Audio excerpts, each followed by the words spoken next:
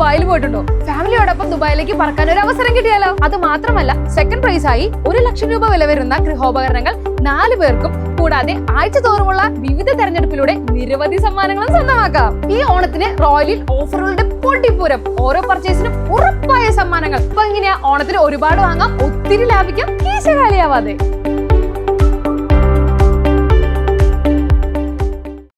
മായന്നൂർ കൂട്ടിൽമുക്ക് ശ്രീ ദുർഗാദേവി മഹാവിഷ്ണു ക്ഷേത്രത്തിൽ നവരാത്രി ആഘോഷങ്ങൾക്ക് തുടക്കം കുറിച്ചു.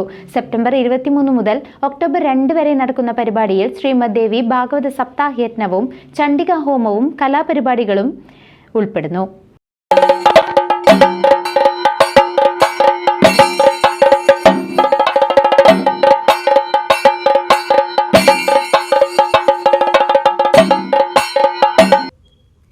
മായന്നൂർ കൂട്ടിൽമുക്ക് മൂലമണ്ണൂർ ശ്രീ ദുർഗാദേവി മഹാവിഷ്ണു ക്ഷേത്രത്തിൽ നവരാത്രി ആഘോഷങ്ങളുടെ ഭാഗമായി സെപ്റ്റംബർ 23 മുതൽ ഒക്ടോബർ 2 വരെ വിവിധ പരിപാടികൾ സംഘടിപ്പിക്കും.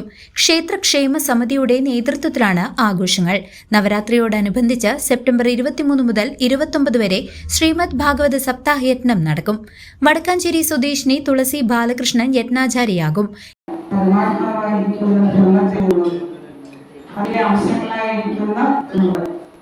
അതാണ് ദേവീ സങ്കല്പം.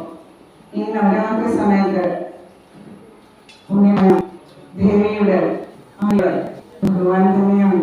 നമ്മൾക്ക് പഞ്ചമസ്കന്ധത്തിലൊക്കെ കാണാം, ഭഗവാൻ തന്നെ ഭദ്രമായിട്ട് അവതരിക്കുന്നത്. ഹായി എന്ന് പറയുമ്പോൾ നമ്മൾ തമാശയൊക്കെ മംഗളസ്വരൂപിണിയാണ് അർത്ഥം.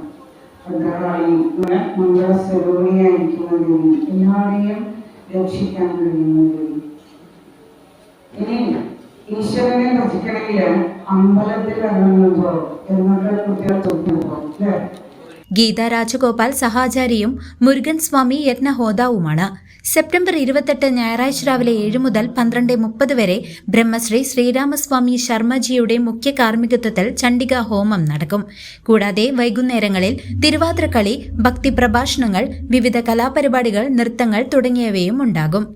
യജ്ഞാചാര്യ തുളസി ബാലകൃഷ്ണനെ പൂർണ്ണകുംഭം നൽകി താലപ്പൊലിയോടെ സ്വീകരിച്ച് യജ്ഞവേദിയിലേക്ക് ആനയിച്ച് ആചാര്യവരണം നടത്തി. ദീപം തെളിയിച്ച ശേഷം ഭാഗവത മാഹാത്മ്യവും ഉണ്ടായിരുന്നു. നിരവധി ഭക്തജനങ്ങൾ ചടങ്ങുകളിൽ പങ്കെടുത്തു.